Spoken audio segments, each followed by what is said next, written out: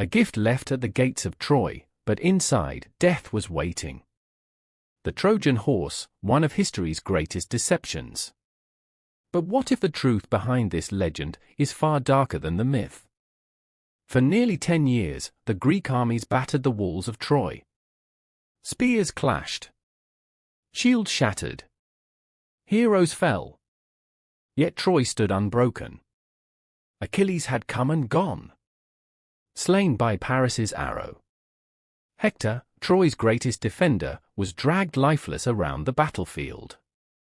Still, the city endured. The Greeks grew weary. Supplies dwindled. Morale cracked.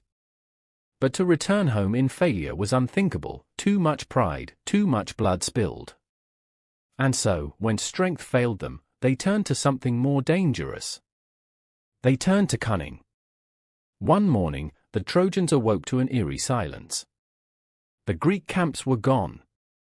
All that remained was a colossal wooden horse, standing on wheels, etched with strange carvings.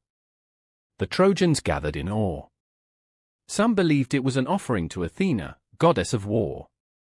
A parting gift, a symbol of surrender. But one voice rang out in warning. Laocoon, the Trojan priest. Beware of Greeks bearing gifts, he shouted. He hurled his spear into the horse's flank. And yet, it echoed hollow, unanswered. The Trojans laughed. They mocked him. And when serpents from the sea struck Laocoon and his sons dead, many believed it was a sign the gods wanted the horse inside. Fate had already chosen Troy's end. Hidden inside the wooden giant were Greece's most ruthless warriors. Odysseus, the cunning mastermind. Menelaus, burning for revenge. Neoptolemus, son of Achilles, hungry for glory. Crouched in silence, armed to the teeth, they waited. Hours dragged on. Sweat trickled. Muscles cramped. Yet they dared not breathe too loud. Outside, Troy celebrated. Bonfires lit the night. Wine flowed. Songs of victory rose into the sky. The horse was dragged into the heart of the city. That night, Troy feasted. But inside their walls, death was waiting. At midnight, a signal torch flared from the walls. The hatch opened. Greek warriors crept from the horse, blades gleaming in moonlight. They rushed to the gates. And with a groan of iron, the doors of Troy swung wide.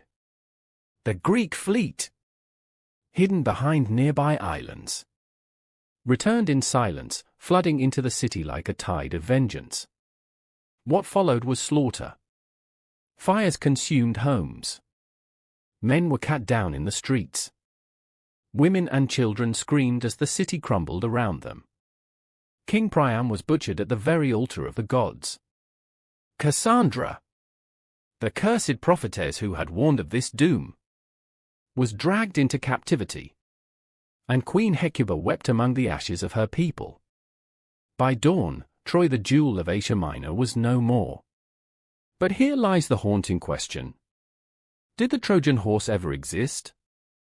Some historians argue it was not a literal horse, but a siege engine. Perhaps a massive battering ram or towering assault machine later described in mythic form. Others suggest it was never wood at all, but metaphor. A symbol for an earthquake that shattered Troy's walls, since Poseidon, the god of earthquakes, was also known as the Earthshaker and closely linked with horses. And some believe the horse was pure allegory, a tale crafted by poets to show that wit, not just brute strength, wins wars.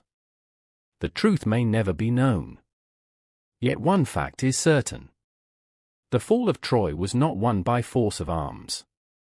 It was won by deception, by arrogance, by a gift accepted too easily. The Trojan horse remains the greatest symbol of betrayal in human history. And its lesson still endures. Sometimes, the deadliest weapons are the ones we invite inside ourselves. Subscribe and explore the untold stories history tried to bury. Thanks for watching.